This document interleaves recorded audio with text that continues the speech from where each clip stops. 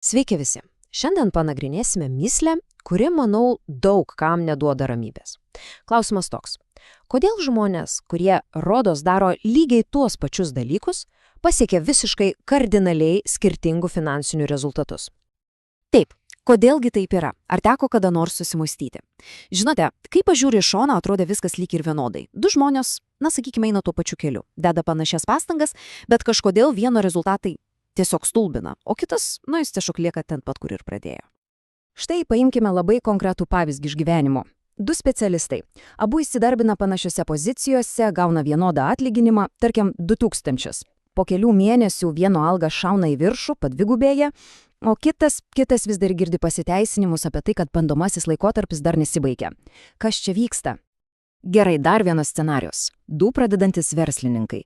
Jie pasirenka absoliučiai identišką verslo modelį. Startuoja su tomis pačiomis sąlygomis. Po 3 metų žiūrime. Vienas jau vadovauja klestinčiai įmoniai su 17 darbuotojų. O kitas? Jis vis dar vaikšto po seminarus, ieškodamas to stebuklingo recepto. Skirtumas tiesiog milžiniškas. Ir tada kyla natūralus klausimas. Dažniausiai manoma, kad viskas priklauso nuo tų teisingų veiksmų. Tiesiog reikia rasti veikiančio verslo modelį, susirasti gerą darbą ir viskas, pinigai plauks, bet ar tikrai viskas taip paprasta? Pasirodo, ne visai. Veiksmai, žinoma, yra be galo svarbus, bet jie nėra tikroji priežastis, jie yra pasekmė. Norint suprasti, kas iš tikrųjų lemia rezultatą, reikia kasti kur kas giliau. Taigi, natūraliai prieiname prie mąstysenos savokos. Bet čia noriu iškart aiškiai pabrėžti, mes nekalbėsime apie jokią mistiką ar magiją, kalbėsime apie tai, kaip praktiškai, realiai veikia mūsų smegenys. Esu tikras, kad nekartą teko girdėti apie minčių materialumą, gal žiūrėjote filmą Paslaptis, gal skaitėte apie traukos dėsnį, visa tai skamba labai patraukliai, bet dažnai atrodo kaip kažkokia neaiški mistika, kurią reikia tiesiog aklai patikėti. Būtent čia ir slypi esminis skirtumas, kurį norime pabrėžti. Užuot klaidžioję mistinėse fantazijose, mes visą tai atskirsime nuo praktinės psichologijos. Nagrinėsime ne stebuklus, o labai realius, logiškus mechanizmus, kurie veikia kiekvienoje iš mūsų smegenyse.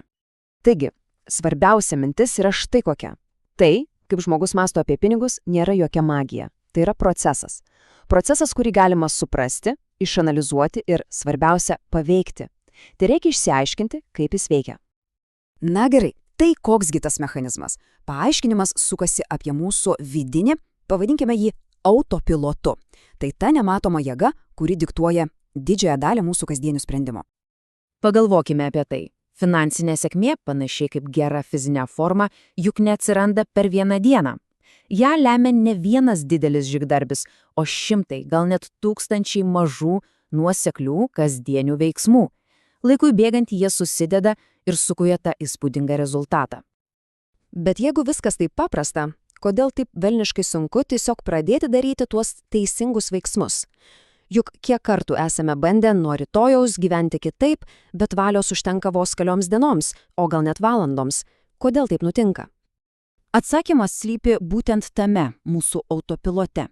Tai mūsų pasąmonėje įrašyta programa. Ji sudaryta iš praeities patirčių, įpročių, giliausių įsitikinimų. Būtent ši programa ir valdo didžiąją dalį mūsų veiksmų, mums net nesusimąstant. Visiškai automatiškai. Štai tiesiog tobulas pavyzdys. Įsivaizduokime, einama pro prabangų restoraną. Kyla mintis užsukti išgerti kavos. Bet staiga kyla toks keistas nejaukumo jausmas. Žvilgsnis nukrypsta į savo batus ir apima gėda. Štai čia ir suveikia autopilotas, kurį paleido įsitikinimas. Tokios vietos ne man. Arba kitas pavyzdys, tikriausiai daugam pažįstamas. Užeiname į parduotuvę tiesiog apsižvalgyti. Priėjus pardavėjui, pajuntamas diskomfortas, noras kuo greičiau pasišalinti. Tai pasąmonėje tūnantis įsitikinimas, kad jei jau pardavėjas skiria dėmesio, tai dabar privaloma kažką pirkti. Svarbiausia čia suprasti vieną dalyką – autopilotas nėra nei geras, nei blogas. Jis tiesiog yra, jis tiesiog veikia. Taigi raktas į pokyčius yra ne kova su juo, o jo perprogramavimas. Reikia padaryti taip, kad jis automatiškai vestų ten, kur ir norima nueiti. O dabar atskleisime pačią formulę, principą, kurį šios analizės šaltinyje vadina kodo principu. Jis sujungia viską, apie ką kalbėjome, į vieną aiškę, logišką sistemą. Taigi, Pirmasis formulės elementas – iliuzijos. Ne, tai nėra haliucinacijos. Tai tiesiog terminas, kuris apibūdina visą mūsų pasąmonės turinį, visus įsitikinimus, visus minčių šablonus ir elgesio modelius, kurie ten slypi. Ir šis principas veikia kaip 3 žingsnių grandinė. Viskas prasideda nuo pirmo žingsnio – mūsų iliuzijų, to vidinio programavimo. Būtent jos, net mums nesusimastant, automatiškai diktuoja mūsų kasdienius veiksmus. Ir galiausiai šie maži, bet nuoseklūs kasdieniai veiksmai, būtent jie ir suformuoja mūsų finansinius rezultatus. Tai tiesiog tobula priežasties ir pasekmės grandinė, ar ne? Taigi, esminis dalykas, kurį reikia išsinešti, yra šias.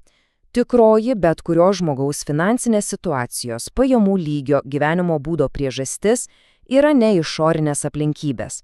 Tai viduje veikiančios iliuzijos. Ir būtent ten, pačioje pradžioje, slypi visų pokyčių galimybė. Pabaigai, norisi palikti vieną klausimą apmąstymui. Kas iš tikrųjų diktuoja gaunamus rezultatus? Ar tai atsitiktini veiksmai? Galbūt nekontroliuojamos aplinkybės? O gal vis dėlto tas giliai viduje įrašytas kodas, kuris ir valdo visą kitą? Atsakymas, manau, gali pakeisti viską.